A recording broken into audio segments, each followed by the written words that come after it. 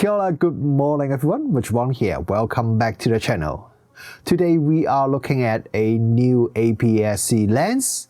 This is the Yongnuo 23mm f1.4 SDA DSM WL Pro. This is an APS-C lens that costs $270 and it has full electronics support, which means it has autofocus, auto aperture, EXIF data, all these things. And this lens is available for Nikon Z, Sony E and Fuji X mount. The 23mm focal length would give us full frame equivalent 35mm focal length. So this is a great focal length as an everyday lens. The large f1.4 maximum aperture also make this lens more versatile as it allows us to shoot under low light, and also we can create shallow depth of field image very easily with this lens. Before we start this review, the usual disclaimers. Yongnuo sent me a E-mount sample for this review, and I do not have to return the sample after this review. But I also did not receive any money for this review. I'm using my Sony 61MP A7CR for this review and shooting in APS-C mode, which give me 26MP resolution.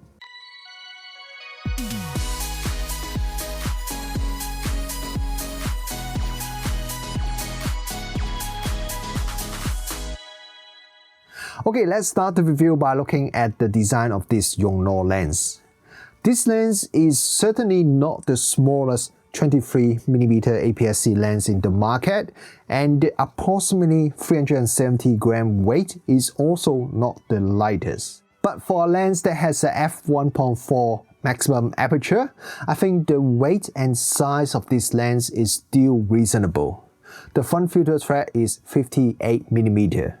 Recently, it seems almost every single Chinese lens manufacturer is giving a pro name to some of their lenses, probably trying to make their lenses sound a bit more, well, pro. Now, there's no exact definition what a pro lens should be, but I myself do have some certain expectation, especially when it comes to the construction and features. If you have watched my review of the Makey 85 1.8 Pro that I just published a few days ago, the Makey's image quality is actually pretty good, but the very plastic build quality and is also not a weatherproof lens made me sad that the Makey didn't really meet my expectation for what a pro lens should be in that review. But this time with this Yongnuo, this is a very different story.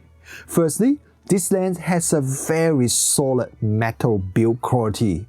The letters on the lens are not just printed on it. The lens just feels a lot more premium and solid. The aperturing not just feel nice, but there's also a switch that allows you to change the aperturing from having clicks to declick.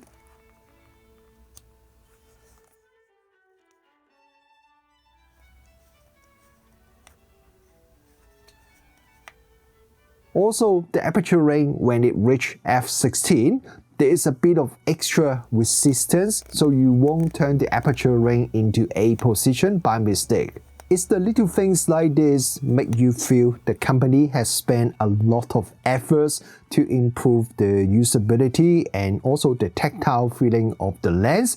Even the price of this lens is only US $270. There is a customizable button on the left side. There's also a SW switch next to it. You can use that switch just like a normal AF/MF switch. But if you have the optional remote control BRL1, then you can use it to enable or disable the remote controller instead. Yongnuo has not sent me a BRL1 remote control, so I cannot really test it out for you guys. But from what I read, the remote control can be used to control the AB focus point and also video start-stop. So it seems like the remote control is mostly designed for video use.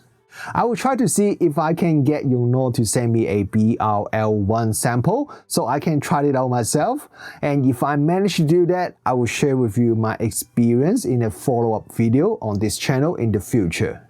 The lens has a rubber seal on the metal lens mount. The official website says it is waterproof, but what they mean is weatherproof. Yongnuo also told me they don't recommend pouring water or dust directly onto the lens, which I think is fair enough. Just like the previous Yongnuo lens that I have reviewed before, the USB-C port on the lens for firmware update is placed on the outside of the lens that is protected by rubber seal. The lens comes with a lens hood that is reversible and it is made of plastic, but the plastic lens hood doesn't feel flimsy at all.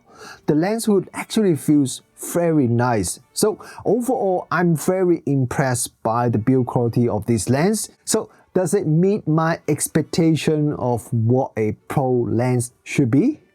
Yes, I would say so, at least the construction. But now let's look at the actual performance of this lens and see if it also matched my expectation or not in terms of the actual performance. This Yongnuo lens uses stepping motor for autofocus. The autofocus operation is very quiet, almost silent. The autofocus when taking photo is reasonably fast and smooth.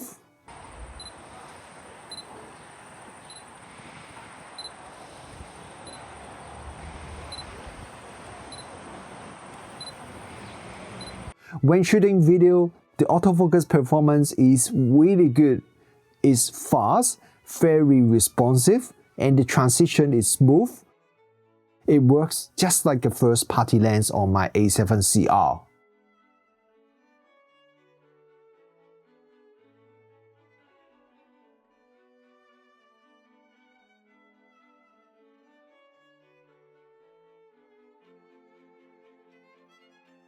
Okay, now let's have a look at the image quality, and this time I want to start with distortion. And the reason is that with the Sony E-mount version sample that I received, with the current firmware and the current version of Lightroom that I'm using, when I bring the raw file into Lightroom, distortion correction is not applied at all. So you will see some very noticeable barrel distortion like this photo. So if you want to get rid of the barrel distortion from your raw file, you would have to manually correct it yourself. I found that a plus 15 distortion correction in Lightroom seems to be able to get rid of most of the barrel distortion.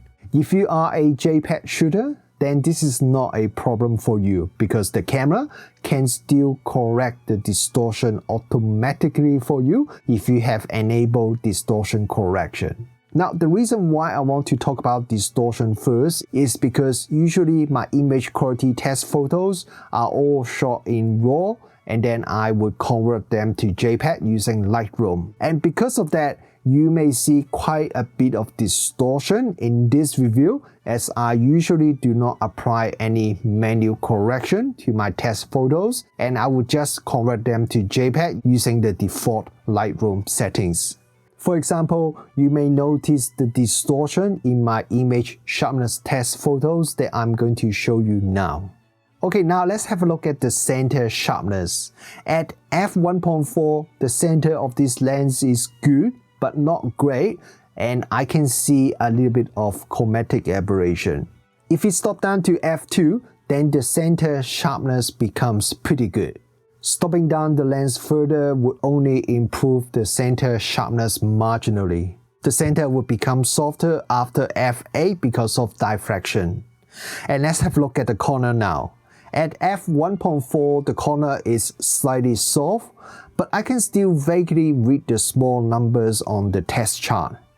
The corner becomes quite sharp at f2.8 and we reach the maximum corner sharpness at f5.6.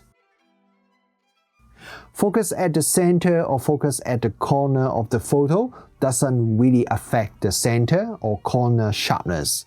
This suggests the lens has very minimal field curvature. We'll have a look at the close-up shooting performance now. This lens maximum magnification ratio is 0.1 time and this is achieved when shooting at the minimum focus distance 0.3 meter. At f1.4, the close-up photo is a little bit soft, but it becomes much better once we stop down to f2. With the fast f1.4 aperture, you can dissolve the background quite easily when shooting close-up photos. Bokeh is quite smooth and doesn't look too nervous. However, there is some noticeable cat's eye bokeh effect. The bokeh quite often become oval shape near the edge or corner when shooting at f1.4, which adds a bit of character to the photos.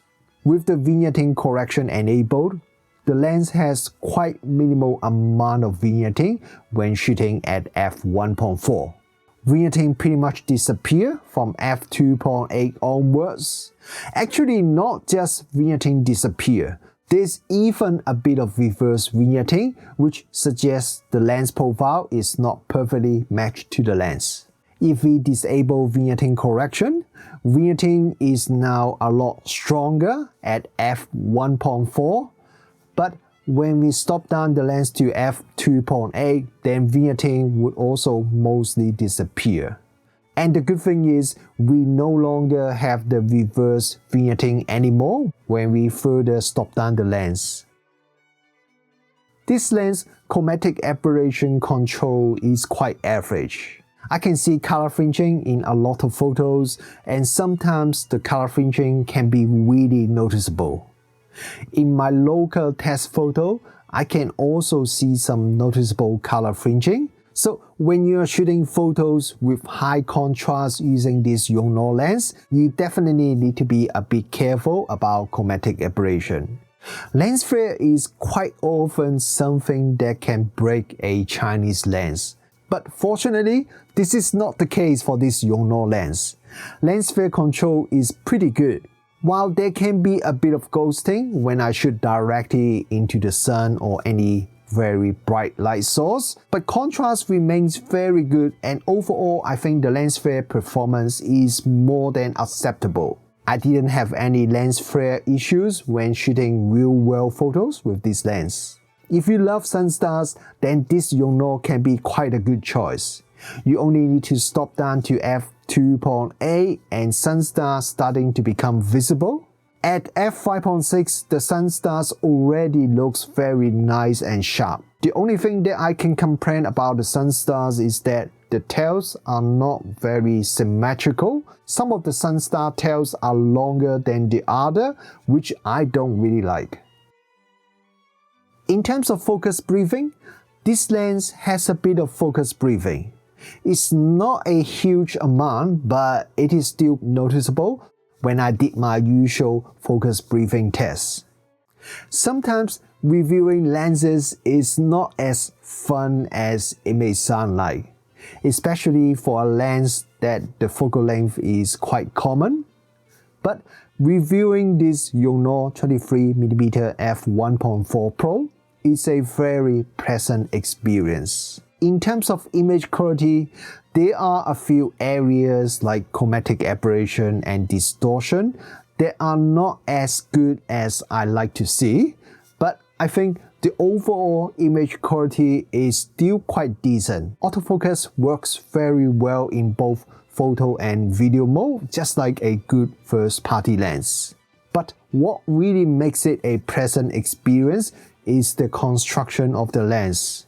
From the metal construction to the feeling of the aperture ring to the lens hood, everything just feels very nice and solid, and I would even say premium. The lens also has tons of features that I wouldn't expect for a lens that only costs around $270, like the aperture ring that can be switched between click and declick mode easily using a switch, the customizable button and switch, and even supporting an optional remote controller. And also, it is a weatherproof lens. So altogether, it just makes the shooting experience very satisfying. Yes, I see a bit of color fringing here and there, and then also the distortion, but to me, it doesn't really matter when the shooting experience is great. For $270, I wouldn't expect a perfect lens anyway, and I think Yongnuo definitely has delivered more than what I expected with this 23mm f1.4 Pro.